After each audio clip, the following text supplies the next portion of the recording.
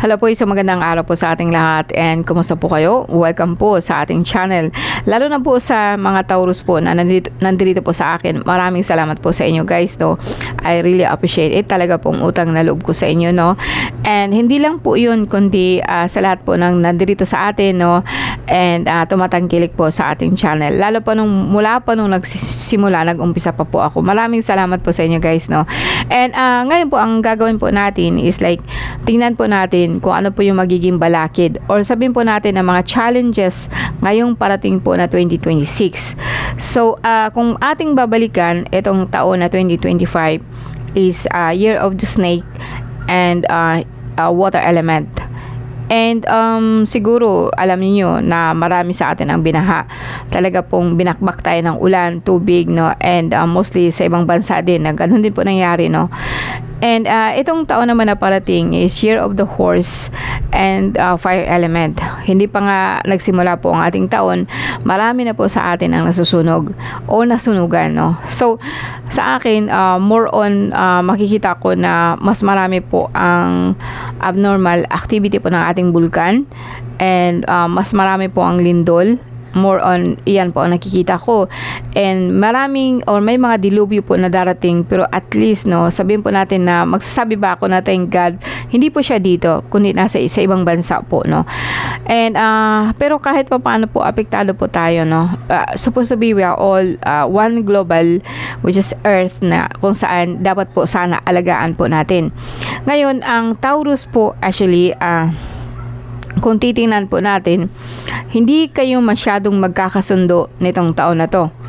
Pero ang nakakaganda lang po, ang elemento po actually ng kabayo is earth. That is elemental earth. Lahat po ng tikbalang taong kabayo or sabihin natin kabayo, minotaur, and yung iba po na kung saan magsisimbolize po sila as a symbol of movement.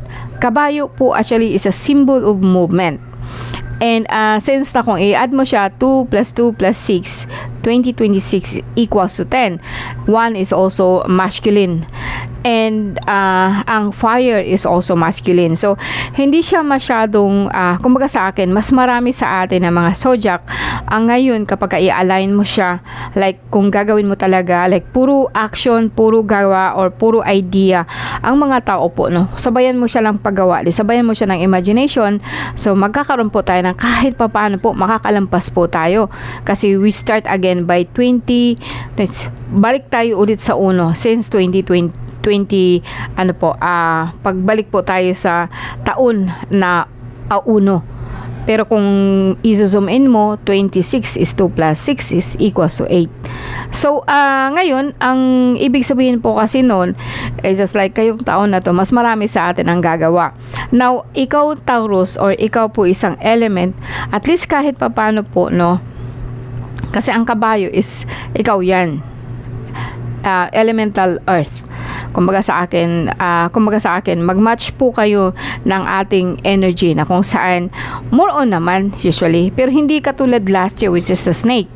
And a snake is about energy also na kumbaga sa akin more on sa spiritual. Pero itong kabayo is kahit sabihin po natin na spiritual, more on movement. Mas marami yung gawa. Now kung hindi ka po magpapadala ng sabihin po natin na emotion mo, kasi ang Taurus, Capricorn, and Virgo is like very practical. And kumbaga sa akin, pagsabayin mo siya bilang isang elemental earth, tapos sabayin mo siya kung ano ang gusto mo mangyari sa ngayong taon na to, and okay. Kasi hindi naman kasi lahat ng Taurus, hindi siya lahat ng Capricorn, lahat ng Virgo, you are totally earth element. Marami pong mga aspeto. Kumbaga sa akin, pahapyaw lang po yan sa iyong pagkatao. Pero at least alam mo na kung paano mo siya i-align. Okay, so yun po ang more on probably na makikita ko sa inyo ngayong taon na to, no. So Taurus, tingnan natin kung ano yung balakid, no, sa kumbaga sa akin mga challenges mo ngayong taon na to. And alamin natin kung bakit and how to dalawa po ang gagamitin po ako ng Lenormand, no. Okay? So Taurus and April 20 hanggang May 20 po. Taurus. Okay, ano po ang balakid po sa kanila o sa lahat po ng Taurus ngayong parating na taon, 2026? Okay, 9. Worry. Ito yung balakid sa iyo sa lahat ng gusto mo mangyari, or ito ang challenge mo. Nine of sword is like something na hindi ka po nakakatulog sa pag-aalala, no? Parang kumbaga sa akin, you're worrying about something, no? Worry, stress, no? Ito yung kakaharapin mo, or ito yung magiging balakid mo, or mga challenges mo ngayong taon na to, no? Tingnan natin kung bakit.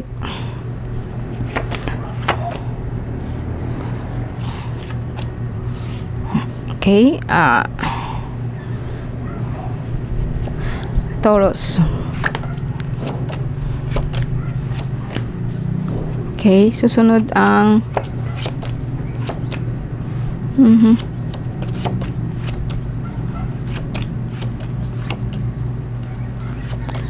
Now, tingnan din natin kung ano po yung magiging sakit natin, no? Andyan na nga po yung hindi ka makakatulog sa stress.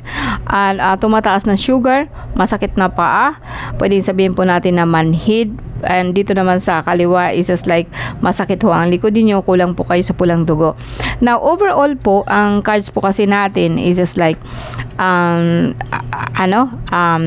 Nine of Sword, and ang conscious mind po sa Taurus po ngayon is like Four of Sword. So, etong dalawang to is like pwede po sabihin po natin na at least conscious ka na, no? Four of Sword, at least alam mo na kailangan mo nang ipahinga ang isip mo. Kumaga sa akin, conscious ka na po, Taurus, na sobra na yung pag-iisip mo, na dapat hindi mo naman, kumaga sa akin, yung problema mo kasi, pinoproblema mo pa yung hindi pa parating or hindi pa dumarating, no?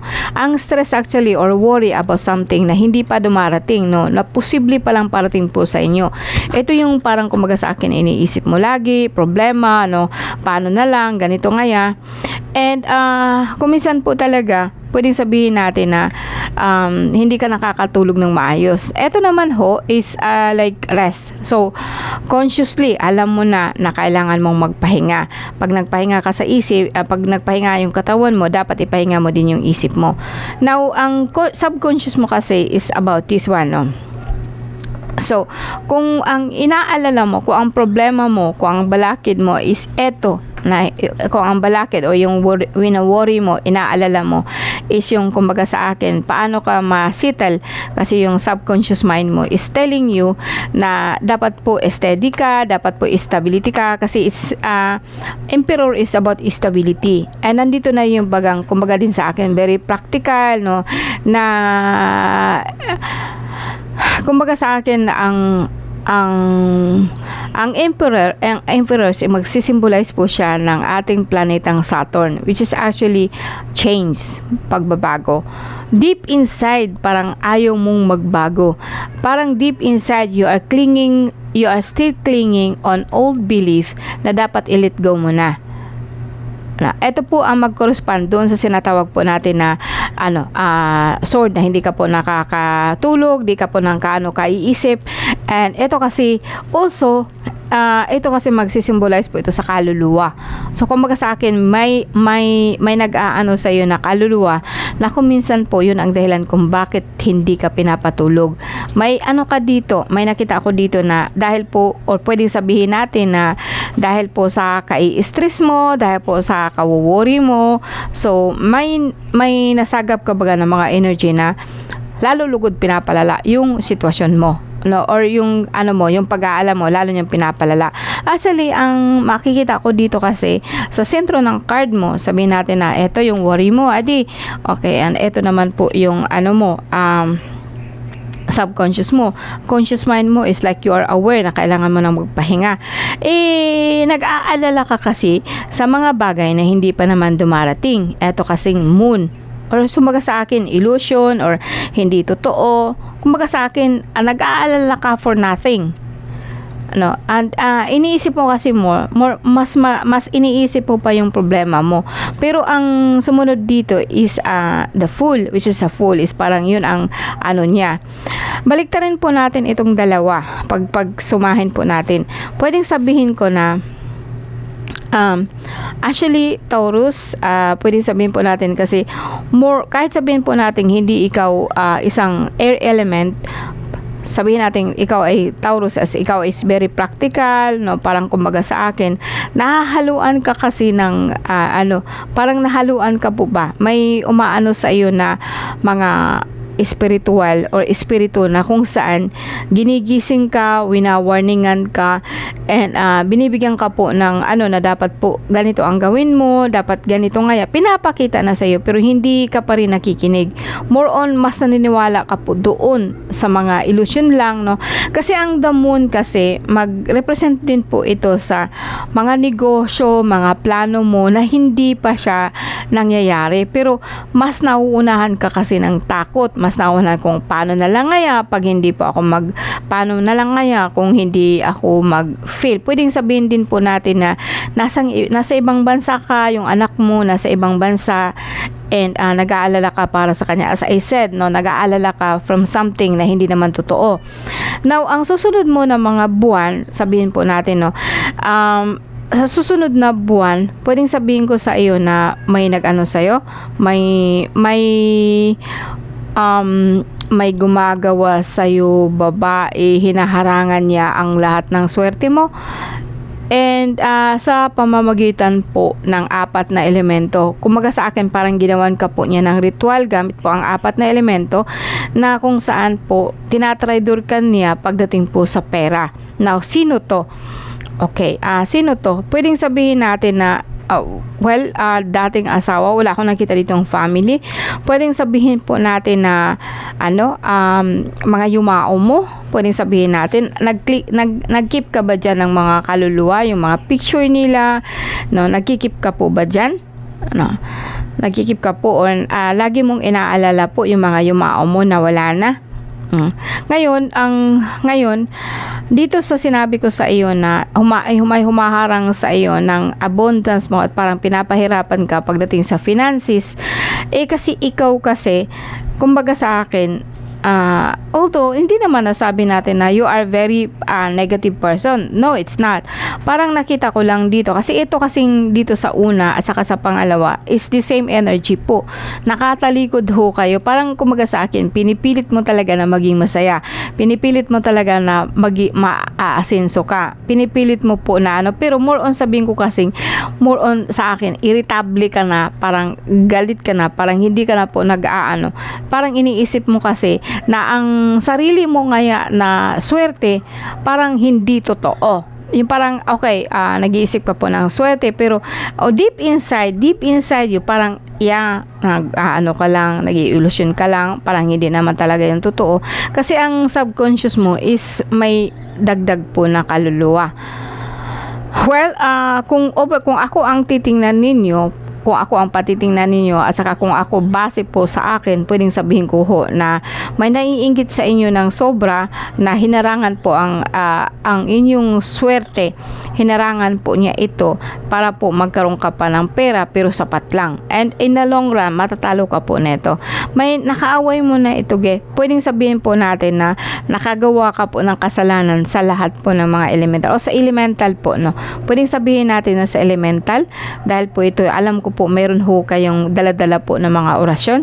Nasaktan ho sila. Ito ang dahilan kung bakit ang pera mo ngayon hanggang sapat na. Hanggang ang pera mo hanggang tama lang, para sabihin po natin na kayo, may pera hong darating, tapos ngayon may naiiwan naman sa inyo, pero hanggang doon lang. Nakakakuha din kayo ng pera, pero hindi siya ganun ba na sobra-sobra. Na ito ang dahilan kung bakit parang worried ka, no? Worried ka. May mga binitawan ka ng mga may mga binitawan ka po na mga mga pera po na hindi pa siya namunga ba, no? Mga investment na hindi pa namunga. Ito yung nakikita ko na parang nagagalit ka na. Pwedeng sabihin natin na galit ka na sa mga katrabaho mo, kasama mo, sa kagrupo mo, galit ka na ho dahil nga po dito, no. Now, ang pinaka-importante kasi sa atin is yung subconscious po natin, which is this one. ito yung overall na ano ng Taurus na kumbaga sa akin lahat stagnant, lahat hindi siya nagmo-move, lahat po is delay, no? Kasi nga sabi mo nga sa'yo is like eto nakaharang po siya. Sino to? Ito yung mga yumao natin na kumbaga saan I don't think na pinapahirapan ka niya talaga for the purpose na parang saktan ka lang. Ang gusto lang kasi niyang mangyari na dapat aware ka ho na may gumagamit ho sa kanya against sa'yo mismo. No? And sa akin, kung halimbawa man po Taurus and in the long run parang napapansin mo na ganito nga ho nangyayari sa inyo, pwede kayong tumawag sa akin, pwede kayong makipag-ano, and remind lang ho na marami ho kasi, kaya po magtiyaga lang ho kayo. Yung iba nga may nagbayad tapos hindi ko lang sila na ano sa oras, kasi kung minsan nagre-record, minsan kasi po sa totoo lang, ang tulog ko kasi is like yung bagang ang pahinga ko the time na matulog lang, no? And kuminsan po talaga sa gabi gising ho ako niyan, kasi nga po minsan ang ibang ka-online ko is gabi po sila available. So ang gusto ko lang i-ano sa inyo is just keep on wait lang po, no? Kasi kung makatsamba din ako, mabigyan ko kayo ng time. And hindi dahil nga po sa sobrang dami, kuminsan po talaga pong kumbaga sa akin burn na rin ako, no? Iniiwasan ko rin ho yan, kasi paano ako makapagtrabaho kapag nababurn out na po ako sa sobrang dami. Then hindi na po ako makapagbigay sa inyo ng mas magandang reading, kasi nga po ako pagod ako, no? Emotionally drained na po ako, no? Kahit nga dito, kahit sabihin po natin na nagka-card lang ako, no? Nakaka-drain po siya ng energy kung makita ko dito na lahat ho kayo nakaharang. Unless aalisin ko to, no, medyo maggagaan-gaan po yung pakiramdam ko. But hindi ko siya gagawin hanggang sa hindi po ninyo sinabi sa akin go, kasi ang karma ng bawat isa is hindi ko karga, no? Nagbabasa lang ho ako, although sabihin po natin na pwede kong gawan po ng paraan po lahat yan, and lagi kong sinasabi sa inyo na meron hong paraan sa lahat po ng sitwasyon. Kasi sa akin, by the end of the year po, Taurus, is maging ganun pa rin po ikaw, magulo po utak mo kapag hindi mo to na kakausap or hindi mo to na let go, hindi mo siya binibigyan ng action. Ang subconscious mo, Baba, is so strong that actually ikaw lang din po ang kumbaga sa akin, nagsasabotage sa lahat po ng plano mo. Okay? Etong dalawang to is hadlang. Etong dalawa is almost magkatugma. Eto yung balakid, eto yung subconscious mo. So, ibig sabihin, ang balakid sa iyo or ang challenge sa iyo is yung subconscious mo, which is nga, sabi ko nga sa iyo, is yung yumao mo na mga relatives. Sabihin po natin na mga 4444 grandfather po. Alright? That's tingnan natin dito sa kabila po, no? Kabilang card po natin. Actually, ang tarot na ang reading na to medyo mataas siya, no? Kasi ano siya, no? Marami kasi akong pinapaliwanag po na kahit papaano po maintindihan po ninyo and maano ninyo ba, kumbaga sa akin, matugma-tugma po ninyo kung ano po nangyari sa buhay ninyo. Okay, Taurus, parehas lang po to, no? May isang yumao ho. Actually, ang yumao na to para sa akin, hindi na siya kaluluwa. Nagtuturn na siya into something like energy po ng kalikasan, kasi dito nakikita ko na siya para na ho siyang engkanto na kung saan po nagbibigay siya talaga sa iyo ng problema pagdating sa clarity po ng mind mo. Andyan na nga ho yung worry, no, and the tower. Parang sa akin eto masalay mo ho, no, masyadong at the center of your card is the tower. So, the tower is the symbol of pundasyon. Parang may mataas kang pangarap, may pinupundasyon ka, pero wala ho ikaw magawa. Like before and now, ganun pa rin po, no? Etong nakikita ko is cloud. Maybe not all of Taurus, no? And dito kasi is like clarification is still cloudy, and parating po siya crossroad, garden, rats, and the sun. So, pwedeng sabihin ko sa inyo guys na may gumagawa sa inyo talaga spiritually. Kasi magsabi ko, pag ikaw is lalaki, may tama ka ho talaga po sa paa, may nagngangat-ngat ho sa lahat ho ng mga finances nyo. And ang ginamit po dito is isang bata po na patay na. So I would say na mas malala pa dito sa ating Lenormand. Ngayon, as I said, no, ito yung simula lang po. Now guys, don't misunderstood po na ang ating mga yumao is something like good or something like bad or something. They neither. Pero dahil po kayo po ang descendant, kayo po ang tagapagsunod, kayo po kalahi niya, actually magbibigay talaga po siya sa inyo ng problema para po ma-realize mo kung ano ka, kung sino ka, kung ano yung ano mo. Kasi sa ating DNA kasi it's just like bakit ba kayo nandito sa mundong to? And as long na hindi mo aayusin ang generation to generation, patuloy po yan. Sabi ika nga is like parang parang minana natin yung mga kasalanan ng ating mga magulang, and this is it. And hindi talaga siya in a way typical po na kasalanan o sabihin po natin na kundi yung mga energy po kasi nila walang sumalo. And as long na walang sasalo doon, magkakaroon ka ng problema doon sa spiritual. Andyan na po yung kung bakit kahit anong gawin ninyo, parang hirap na hirap pa rin kayo sa buhay. No? And ito guys, sa totoo lang, ang grupo namin, we are trying actually to release all the souls. Pero sa sobrang dami ko, minsan din po, talaga pong naaano ka ba na yung bagang na-overwhelm kami. Hindi lahat ng manggagamot gumagawa po nito. And sa dami na ngayon ng espiritista, mas ginagamit po nila ang lahat po ng kaluluwa, which is actually not good, no? And ang energy po ng mundo natin, kaya nga baga ang sama na ng kalikasan, galit na po talaga sila dahil po ito sa mga ginagawa natin. And other way, we like it or not, no, kailangan harapin po talaga natin ito kahit papano para po makasurvive tayo ba, no, yung generation po natin, the next future generation is at least maka-receive po sila ng medyo magandang energy po, no. Okay, thank you guys for watching us. Thank you very much sa lahat po ng Taurus. Hope to see you soon, no. So sorry po kung minsan talaga pong masakit po ang ating card, pero I think kung harapin mo siya, mas magiging maganda po ang kasunod po niyan. Thank you very much po and maraming salamat.